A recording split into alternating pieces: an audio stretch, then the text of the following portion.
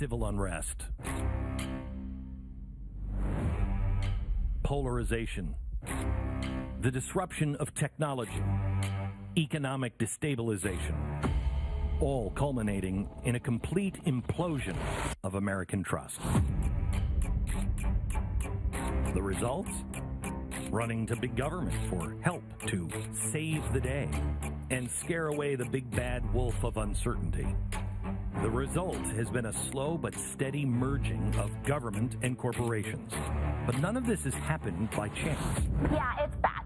Threat to the republic and to the order of American society, bad. The civil unrest we've seen, the polarization we've all experienced, the economic destabilization has all been conveniently helped along by our elected leaders in Washington who support a new world order, socialists, progressives. It's all been spurred on by the socialists, all within our own borders who want nothing more than complete control over every facet of your life. For a while, climate change was going to get them there. After all, the Green New Deal had everything to do with furthering the tight grasp of big government that currently is hanging around your neck.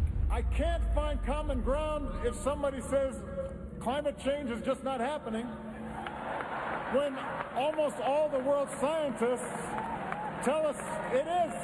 I don't know where to start talking to you about this. But it didn't begin there with sweet little AOC. It began way back in 1992 with a plan called Agenda 21, a plan about moving toward a centralized government with fighting climate change as the proxy to get us there. Agenda 21 was later updated to Agenda 30, and now, all of a sudden, climate change wasn't enough. And last October, the creators of this plan for takeover added preparation for a global pandemic to it as well. Surprise, surprise, here we are in the midst of a pandemic, and socialists declaring it an opportunity to reshape the way we do business. This pandemic is giving our favorite socialists the chance to enact a new world order in a way climate change never could. Prepare yourselves for Event 201, the coronavirus Wargame. Hello, America. Tonight's show is a warning. The coronavirus has given people all over the world everything they have ever dreamt of, especially if they like big government, if they're socialists or communists. It is an opportunity born out of crisis. And it's a plan that was launched in 1992. It was furthered in 2015. And it was finally war-gamed just 6 months ago. And what is at stake? Your rights, your freedom, global governance in the form of global socialism. As we put this together, it occurred to us that it is possible, and actually I think it's almost a given, that this show will be throttled. It'll be demonetized or outright blocked by YouTube and Facebook. It may happen tonight or in the coming days. There is also more than a good chance that we're going to be called conspiracy theorists, etc., because there are questions that don't want to be asked. There are corners they don't want people snooping around in. Everything I'm going to show you is out in the open. But it is going to, it's the context that will bother them, because I happen to disagree with their goals. I don't think anything that they did was wrong. I think the fact that they're pulling this off now by using this crisis is a problem. But if you happen to like socialism, you will probably like what they plan on doing and are currently doing. Everything that they're going to say about me or this show has already been war-gamed. No kidding. Back in October, and I'll show you all about it here in just a few minutes. But they need the institutions like the WHO, who is in bed with the Chinese Communist Party. They are the ones who have been designated as the official gatekeepers of information. If any information harms this, well, then it will be called a conspiracy theory, and it will be throttled down. You can see this from the CEO of YouTube. Yesterday, she was explaining anything that goes against the WHO is a violation of YouTube policies. Watch. talk about that as raising authoritative information. But then we also talk about removing information that is problematic. Of course, anything that is medically unsubstantiated, so people saying like, take vitamin C, take turmeric, like those all will cure you. Those are the examples of things that would be a violation of our policy. Anything that would go against World Health Organization recommendations would be a violation of our policy. And so remove is another really important part of our policy. Now, I said earlier the WHO was designated in this role. Now, I want you to listen to a reply from a representative from the United Nations regarding who should be the gatekeepers of information. Watch. I agree on the point on having a centralized source of information and a world body that could have garner the respect of everyone, and I think the WHO in this instance might be that. Okay, there wouldn't be a problem with that if that meeting that she just spoke at took place a week or even a month ago. But that happened in October, 6 weeks before coronavirus cases began popping up in China. Everything you're seeing right now, all of the responses, all of the companies and the governments all over the world, what the banks are doing, what people are saying, and the responses to people like me were all war-gamed. It is chilling. I mean, it's good in some ways. This is what people should be doing, wargaming, to make sure that we're prepared for anything, but not when you don't agree with their agenda. Tonight, I'll show you all of it, but be warned. As you heard from the YouTube CEO, they do not want these questions asked.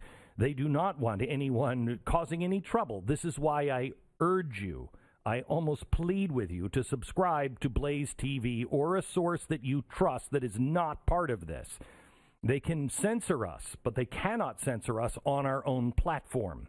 YouTube and Facebook are clearly under a very big boot from the WHO and ultimately from the overlords in the Communist Party of China.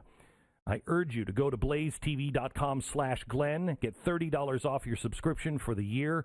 Use the promo code Glenn. Become a supporter, please. Now, I want to take you back last year. Last year, if you're a usual watcher of mine, I did a show where I was prompted to look at some very specific things, and I laid them out all on a chalkboard that's actually still up in my radio studio. And there is an extensive chalkboard that is in the writer's room, about 18 different things, but I boiled them down into four categories. I said, this is what's going to happen here in the next couple of years. Polarization and civil unrest, they would continue to get worse and worse. We hit a critical stage on the same levels of 1930s era Europe. We would go back to the riots of '68. We've been priming for this over the past few years. The far right, far left, everyone in between literally been coming to blows in cities all over America. And our politicians and our media is only making things worse. 10 years ago, we would never have believed groups like Antifa would be terrorizing American citizens in the name of communism. But here we are. We wouldn't have believed that the Democratic Party would openly support them, at least not publicly. But Keith Ellison said, screw it, and took off the mask. Now let's fast forward to the past few days. Protests now are starting again. They're sparking up all over the country. In Michigan, drivers jammed the streets to protest these stay-at-home orders, these draconian laws that are imposed on Americans. Similar protests are springing up all over the country, from Minnesota to New Jersey to California. People are asking, do I live in America anymore? The latter of which, by the way, we saw demonstrations begin after the state and local government told them they couldn't even go to the park. And to make their point, they filled a skate park with 37 tons of sand. Just so you know, that's not a city or a state park. That is a private park. They didn't even let the owner of that park know the city was going to do that. Comply, or you'll be made to comply. Now, if you want to see a hornet's nest, just keep kicking it. Keep doing things like this. And it will redefine the term civil unrest. And this is before everything that we will see when Antifa and the Bernie Bros join the fray this summer. This is before we hit 20% unemployment. And you can take it to the bank that much of it will absolutely be orchestrated. And anything on the left will be excused. and embraced by politicians and by the media. The next thing I wrote down was economic destabilization. The economy, I said, will hit a critical stage. With bank and central bank failures, stock market will plunge and prices will collapse. Well, we're well on our way with that. And the Fed is predicting an unemployment rate that would hit 32%. We're currently in a forced economic recession. And I remind you, they did this deliberately, as we have told you on earlier shows, that this is from the Fed itself. It's not a question of how did it happen. The only question remains is they put us into this recession intentionally. Now, will it become the second Great Depression? Then I said, watch out for tech disruption. Another critical stage is achieved with jobs, finance, communication, and privacy now all disrupted, which would lead to number 4, an implosion of trust. Trust in the government, the media, tech, finance, and corporations had eroded so much that they all decided they needed each other and they began to merge together. All of this culminates with a cry for the love of God, please just make it stop. How many of us would have not put up with any of this stuff just 3 weeks ago? But look at what we're putting up with now. And when they say we're just going to open up the economy just a little bit here, how many of us are fine, okay. We're not going back to normal, but many of us will just be fine with getting some of it back. This is a real problem. General consensus will be possible and clear. A new world order, just make it stop. Now, let me tell you the good news. The entire plan is inherently flawed, and it's spoiled by one key variable that they always underestimate and leave out. Your ability to do your own homework and stay informed. Your ability to think on your own. Do not take a single word I say tonight as gospel. They think you're stupid. I do not. Maybe I missed something. Maybe I have it wrong. Do your own research. But it is only an informed republic that is going to be able to put a stop to it. The whole aim of practical politics, said H.L. Mencken, is to keep the populace alarmed and hence clamorous to be led to safety by an endless series of hobgoblins, most of them imaginary, end quote. The hobgoblin and the path for takeover has been climate change. They had to have us fear climate change, a great disaster. And the New Green Deal was nothing more than a giant socialist jobs program to completely redefine our economies globally. And they don't even try to deny it. I want to show you something. This is from the People's World, one of the leading Marxist publications in the United States. And let me just quote from it here. Winning the Green New Deal on the road to socialism. Wow, sounds great so far. The whole aim, let's see here. This is a plan that kicked into gear in June 1992. And 178 countries met in Brazil, and they adopted something that we've talked about in the past called Agenda 21. Their stated goal at the time was to, quote, build a global partnership for sustainable development to improve human lives and protect the environment. Well, that sounds good, right? But like the Green New Deal, a lot of their proposals seemed more interested in policies that didn't have anything to do with protecting the environment. In September 2000, Agenda 21 member states began to publicize some of these goals. They included universal single-payer health care. What? Universal education and wealth redistribution. It's basically exactly what the Green New Deal is about today. But it was written 20 years ago, and it's not new. It's not anything about being green either. It's all about being red, socialist red. Okay, so why am I talking to you about climate change and things that happened years ago? It's the pandemic that we're dealing with. Well, stick with me for a couple of minutes more. You will understand. In 2013, the UN General Assembly set up a 30-member working group to identify their goals. And in January 2015, Agenda 21 went away and was rebranded Agenda 2030. They established in there 17 sustainable development goals to, quote, A shared blueprint for peace and prosperity for people and the planet now and into the future. Oh, they go on. They want to end poverty and other deprivations. They must go hand in hand with strategies that improve health and education, reduce inequality, and spur economic growth, all while tackling climate change and working to preserve our oceans and forests.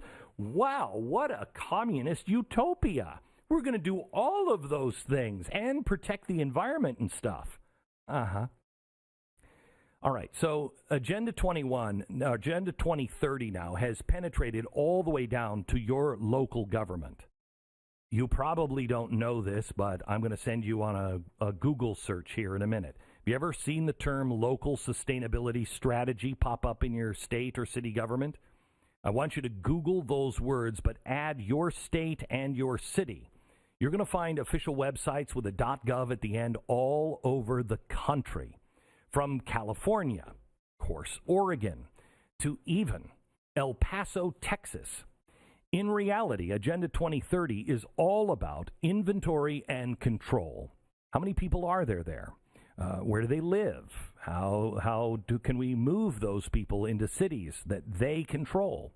Sustainable Development Goal 11. It talks about, and if I may quote, integrated and sustainable human settlement planning and management, with a quote, ratio of land consumption rate to population growth rate.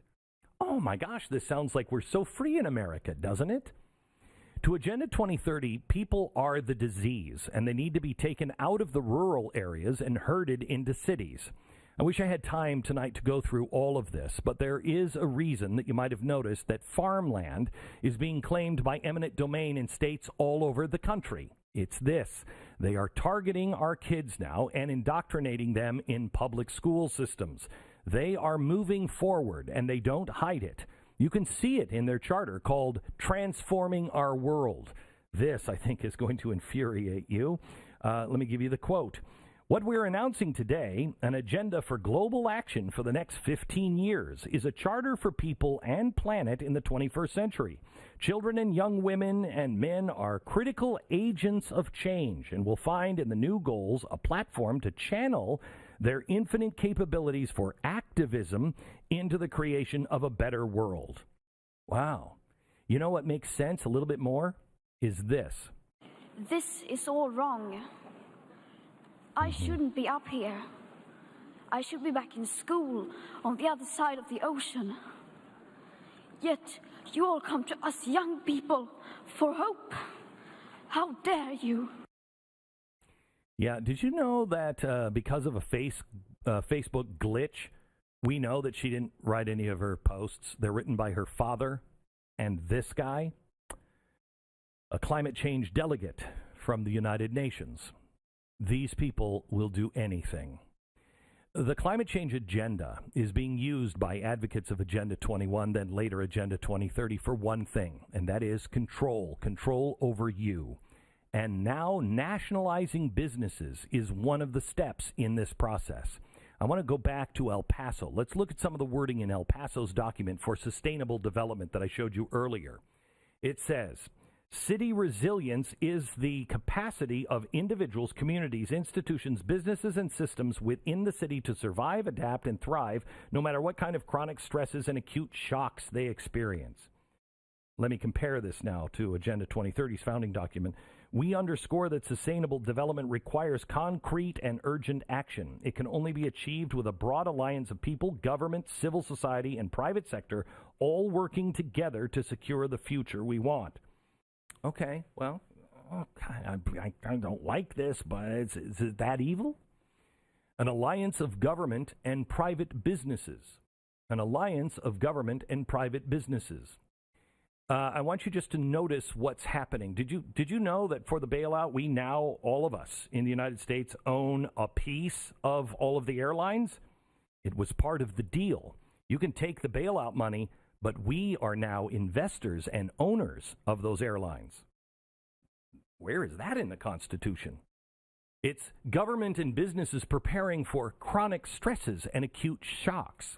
Chronic and acute. It's an interesting choice of words because when climate change proved to not be enough for these people, they had to look for something else, something entirely new. Coronavirus. Don't believe it? Watch.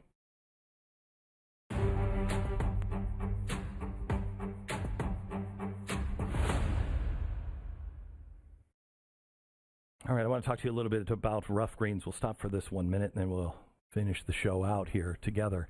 Dry dog food has to have a 2 to 3 year shelf life, so it doesn't spoil on the shelf. So the people who make the dog food have to sterilize the food when they make it. In other words, they have to kill anything that might be alive in your pet's food. Well, dogs are no different than our body. We're both animals. We need stuff to help us process food. We need probiotics and enzymes and vitamins and healthy microbacteria. These are the things that we need. Our dogs need it too for their food, because especially their food, it's dead food.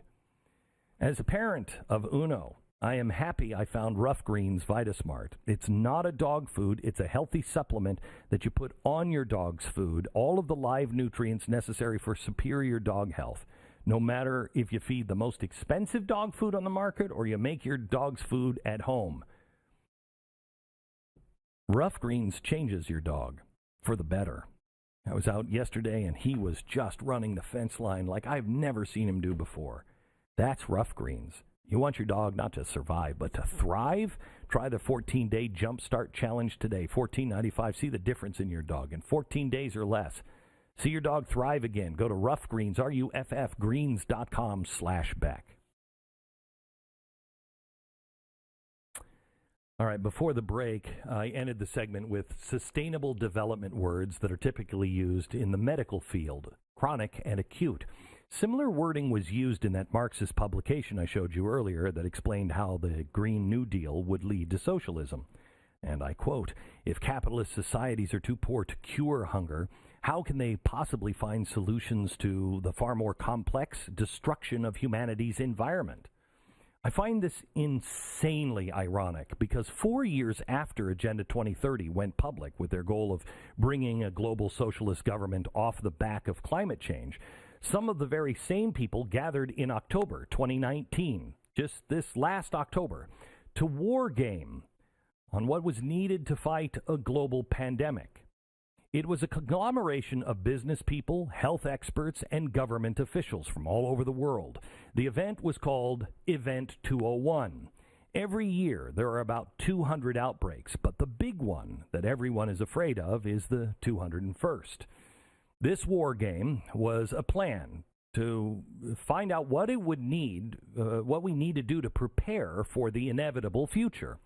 Now, it was a collaborative effort between Johns Hopkins University, one of the first progressive universities in the country, if not the first, Bill Gates, and the World Economic Forum.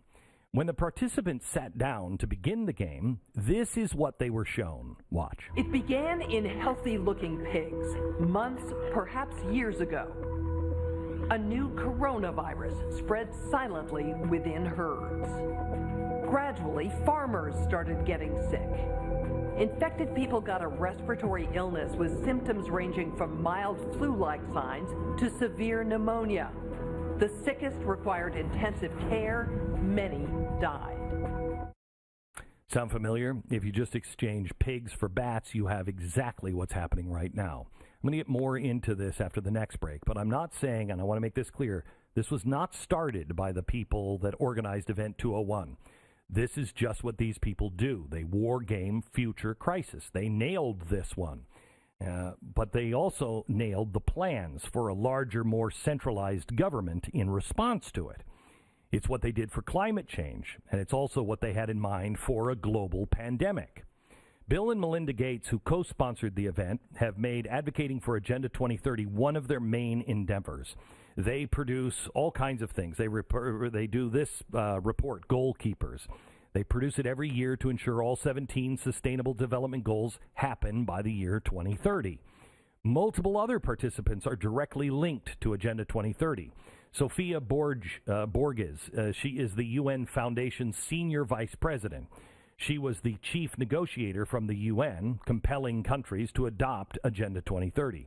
Then there's Eduardo Martinez. He's an executive at UPS. He also serves on Impact 2030, a coalition to, quote, advance the United Nations Sustainable Development Goals, and on the board of United Nations Public-Private Sector Coalition. Did you know UPS was involved in this? The merging of public and private sectors. You're going to hear a lot about this. The other members included government officials at the highest levels, like the heads of the CDC in China and even the director of the CDC here in the United States. This scenario provided a direct pipeline from people pushing Agenda 2030 directly to targeted businesses and public policy makers.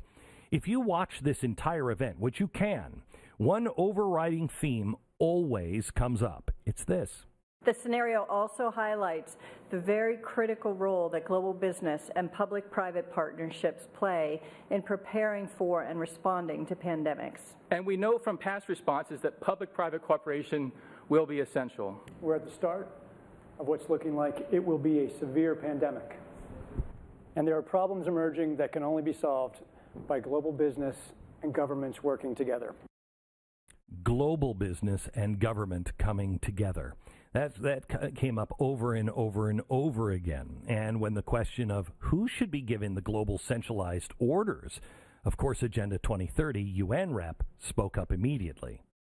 Thank you. Yes, I agree. And I wanted to speak to the point about having the honest broken. I think in this regard, the United Nations fits the bill. I think that given that the countries most affected are those that are low and middle income countries with unequal access to technology, to finances, the UN has a worldwide footprint, universally recognized, and universal membership. Global crisis, business merging with government and giving the power and the credibility to the UN and WHO. Boy, that sounds like a recipe for disaster. No matter what the attendees tried to do, no matter what solutions they came up with, the scenario was designed and destined for catastrophe. In my opinion, it's, to use a Star Trek reference, the Kobayashi Maru. It was rigged from the start. In the simulation, 65 million people die. Global GDP retracts 11%. Markets go down 40%. This is their final produced video. See if any of it sounds familiar. Watch. Attempts to control media messaging, originally aimed only at health-related misinformation, became used increasingly to quash political dissent. Economists say the economic turmoil caused by such a pandemic will last for years, perhaps a decade.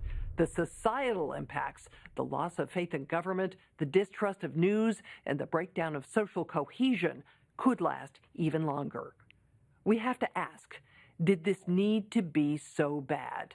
Are there things we could have done in the 5 to 10 years leading up to the pandemic that would have lessened the catastrophic consequences? We believe the answer is yes. So, are we as a global community now finally ready to do the hard work needed to prepare for the next pandemic? They didn't have 5 years to prepare. Instead, they had about 5 weeks. And are they not describing exactly to the T the chalkboard I opened my show with today? Faith in media, corporations, government, eroding, economic collapse, civil unrest, and a cry to prepare for the next crisis.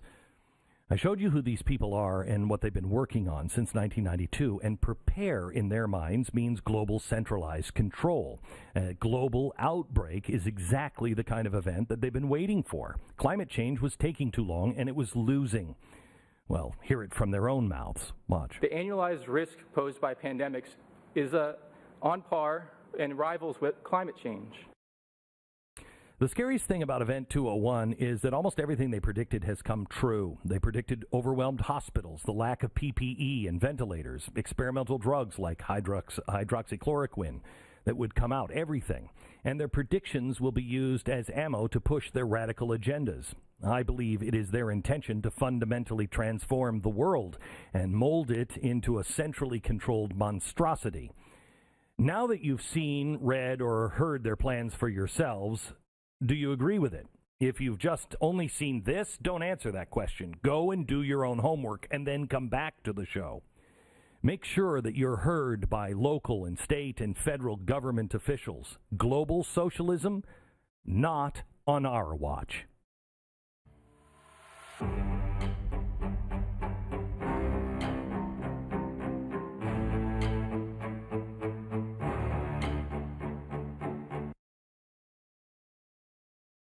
Since things like nuance and context are apparently dead, I want to emphasize, in the off chance that one of these media critics or fact checkers accidentally hear this part of the show, so listen up. I am not saying that Event 201 is a conspiracy. It's not. I am not saying that Event 201 caused all of the policy reactions to the pandemic that we're seeing. The event called Event 201, the participants were doing their job, which was to wargame possible outcomes. Now, your job is to listen to their proposals and their conclusions. You can read all of the official statements online. You can check out the entire Agenda 2030 manifesto on the UN's website right now. You can watch the entire war game online. It's just whether you agree or disagree with their conclusions. They were right about the pandemic. Their solutions, I believe, are wrong. If you agree with me, you're bothered by any part of the manifesto, you need to talk to your elected officials right now. The UN, the WHO, and the media do not want us questioning any of these things. They don't want you learning about it and asking any questions. I've talked to you a lot about how government and big tech companies would merge. Government cannot resist the kind of powerful tools that tech companies now have to offer. It's far too useful, and we're seeing it this week. For instance, people trying to use Facebook to organize protests against the stay-at-home policies in California, New Jersey, and Nebraska had all of their efforts shut down. Facebook says the governments of those states instructed them to remove the content promoting these protest events. But the governors in all of those states, Nebraska, New Jersey, say they never told Facebook to censor anything. Well, somebody is lying, but regardless who ordered it, the censorship is happening.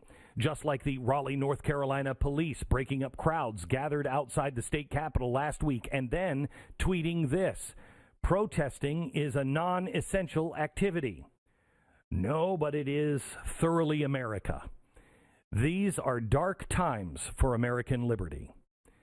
I've talked to you about how the media and the social media would collaborate to stifle information. Well, here's Mark Zuckerberg last week explaining how Facebook is working hard to stop the misinformation being spread about the pandemic. There are also other misinformation that may not lead to imminent risk of physical harm, but still isn't the type of stuff we want to be spreading through our system. And there we work with independent fact checkers. And so far during this crisis, those fact checkers have marked 4,000 pieces of content, individual articles false, which has led to us showing warning labels to more than 40 million times across our products when people come across something that's false. And the warning labels work. We know that because 95% of the time when someone sees a piece of information that has a fact check on it, they don't go through and consume that information. Okay, here's the problem, Mark, with your cute little fact-checking system. It doesn't work, and I have the evidence. Facebook has been burned badly since the 2016 election, so they're scrambling to save face, pardon the pun. But that's what they're doing, and they are very proud of their third-party fact-check program. They use fact-checkers that are certified by the International Fact-Checking Network. I'll tell you more about them here in a minute. Look, misinformation on social media is a huge problem. But what's the point of fact-checking and having a fact-checking program if you ban good information in your effort to contain bad information? We now know from first-hand experience that at least one of Facebook's certified fact-checkers does really sloppy work. After my Wednesday night show aired 2 weeks ago, one of our Facebook posts promoting the show got flagged as false news by USA Today, which is one of Facebook's fact-checking partners.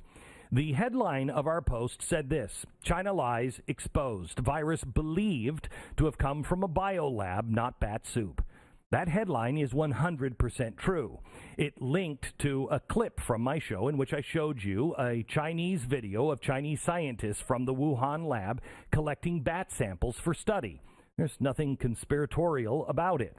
Yet the warning on Facebook said, quote, We've added a notice to the post so others can see that it is false.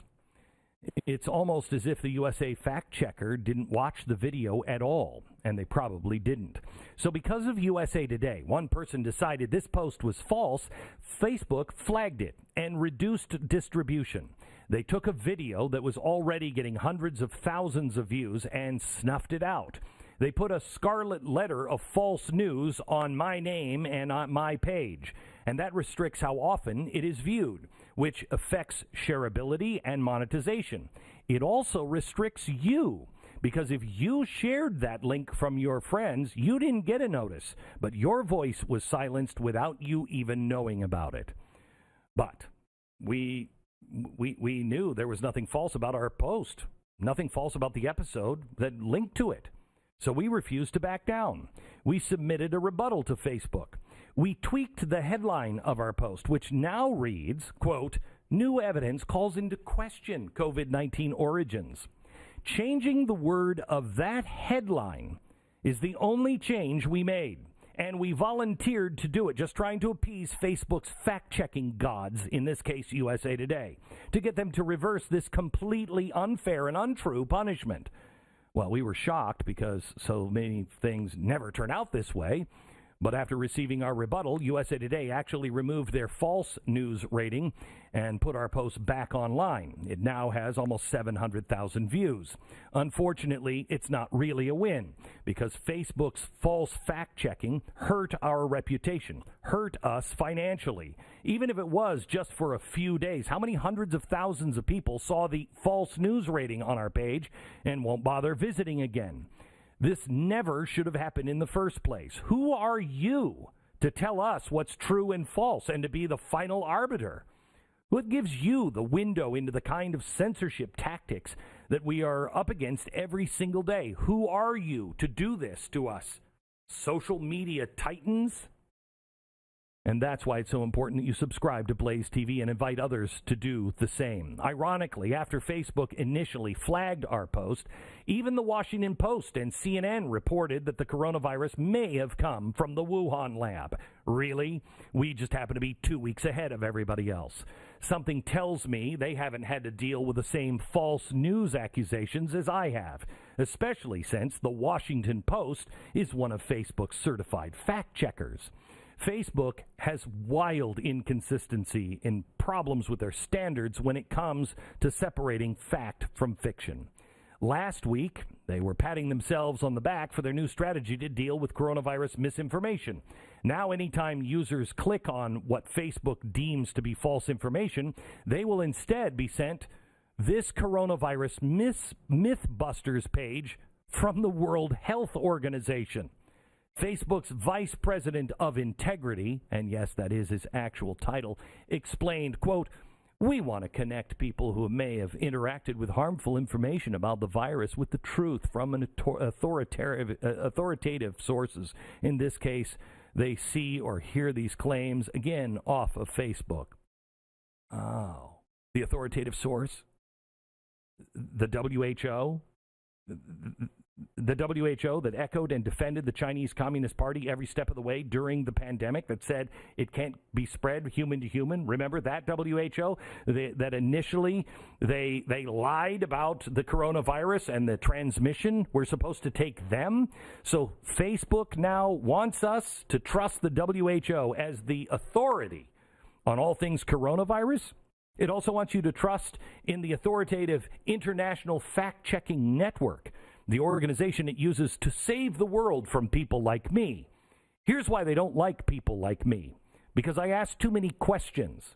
I don't just automatically accept the version of things declared by the WHO, the UN, the federal government, Donald Trump, the Congress, Republicans, Democrats, or anybody. Neither should you. There's very good reasons to be skeptical. For example, one of the IFCN's most recent certified fact checkers is an organization called Science Feedback. Well, last month they conducted a fact check of this New York Post article with the headline, "Don't buy China's story, coronavirus may have leaked from a lab." Well, Science Feedback rated that article incorrect. But one of the two fact checkers on the story is a woman named Danielle Anderson. We looked into her. She's an assistant professor at Duke Medical School. Oh. Well, she also works on projects in collaboration with the Wuhan Institute of Virology. In fact, she states, quote, "I have worked in this exact laboratory at various times for the past 2 years," end quote. Now, I have no idea whether Danielle Anderson's fact-checking assessment is trustworthy or not, but the idea that she actually works with and in the Wuhan lab occasionally and probably saying something bad about China would make sure that relationship stops, I think maybe she should be considered maybe a little biased in this situation. The IFCN, Facebook, they tout their unbiased, rigorous certification process. So this got us wondering, what exactly is the International Fact-Checking Organization? Well, turns out that it is a project of the Poynter Institute, founded in 1975. Now, Poynter bills itself as, quote, "the world's leading instructor, innovator, convener, and resource for anyone who aspires to engage and inform citizens." Wow. Poynter also owns PolitiFact. PolitiFact's two largest financial supporters last year were, let me see here first, EW Scripps Company, and Facebook. PolitiFact is also one of the IFCN's certified fact checkers, which means, in essence, that the IFCN certifies itself as a legitimate fact checker. Wow. That's fantastic. It's a good thing they endorse themselves. Facebook is also one of the largest funders of the Poynter Institute. Other major funders of Poynter include, the Tides Foundation. And you cannot make it up, but Open Society. Yes, of course, he's always there. Mr. Spooky Dude himself, George Soros. And that brings us full circle back to the globalists who are licking their chops at the potential for this pandemic to provide a giant funnel towards more centralized global control and ultimately global socialism. Facebook, whether they realize it or not, are clearly partners in this drive towards centralized control. Whether it's filtering users to the WHO or using the IFCN as the clearinghouse for the approved truth. Doesn't that disturb you, just hearing that, approved truth? They are part of the international progressive mindset that doesn't trust people and certainly doesn't trust freedom. This mindset goes all the way back to the elitism of the original progressive movement, in which the socialists are at their core.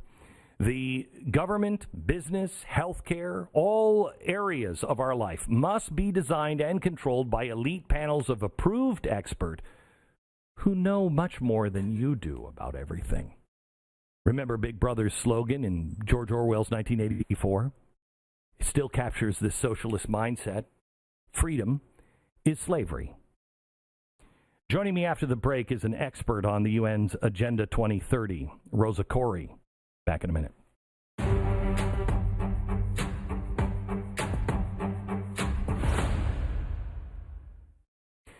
So I want to introduce you to somebody. Her name is Rosa Koire. She is the author of Behind the Green Mask, Agenda 21.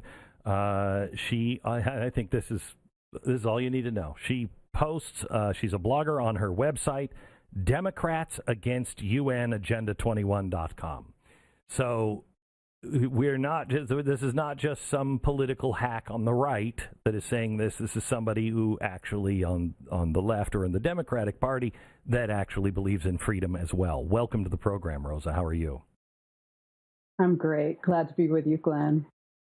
Okay, so Rosa, you have been listening and read the information on the show before you got here. Tell me what I'm missing. What part of this do you think needs to be emphasized, or did I miss? Well, I think you hit it. But one thing I'd like to really throw in here and emphasize is that United Nations Agenda 21, Sustainable Development, is a 100-year plan. It's the plan for the 21st century. So Agenda 2030 is a 30-year milestone in that plan. And I do believe that the reason that Agenda 2030 is so emphasized right now is because the United Nations and other entities would just as soon have you forget about Agenda 21, since there is so much information out there right now for you to read about Agenda 21. So let's not trash all of that. We've got a lot there that is considered the action plan, the comprehensive blueprint for your life. But they went and they included pandemic this year, which was new. And did they see that as a super highway to push these things through faster if indeed a pandemic would happen? We really are experiencing a revolution right now. That's what we have. And I'm sure if they could have arranged for an alien landing, they would have done that.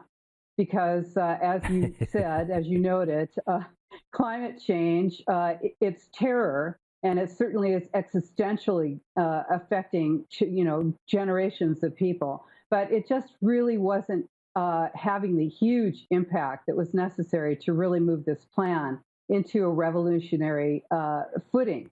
And this is an economic collapse, an economic and social collapse. The only thing that's different about this is its scope.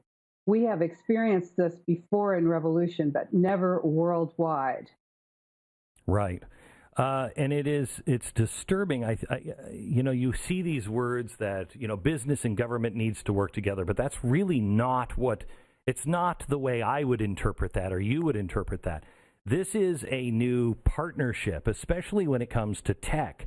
And what is happening to us now, I think people think that's going away. It will never go away. Government will never entangle itself from information and tech.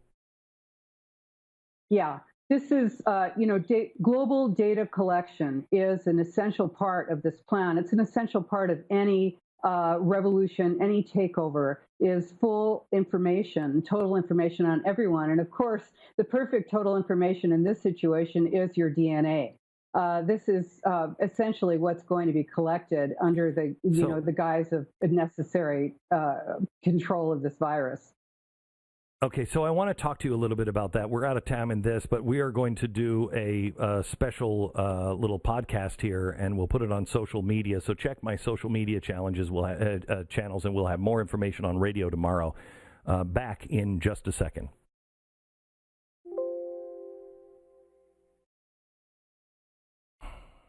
There's another piece of this that revolves all around tech, and in the next 2 weeks, we will be bringing that to you on our Wednesday night special. Also, you want to know how to argue socialism? You want to know what they're doing? It's all in this book, Arguing with Socialists. You can get it wherever books are sold now. Thank you for watching. God bless America. Good night.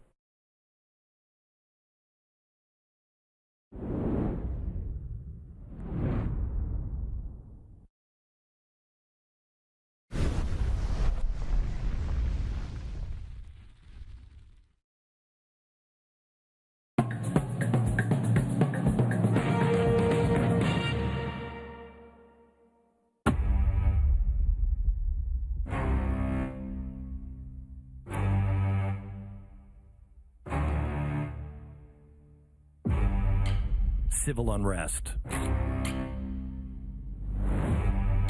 polarization, the disruption of technology, economic destabilization, all culminating in a complete implosion of American trust. The results?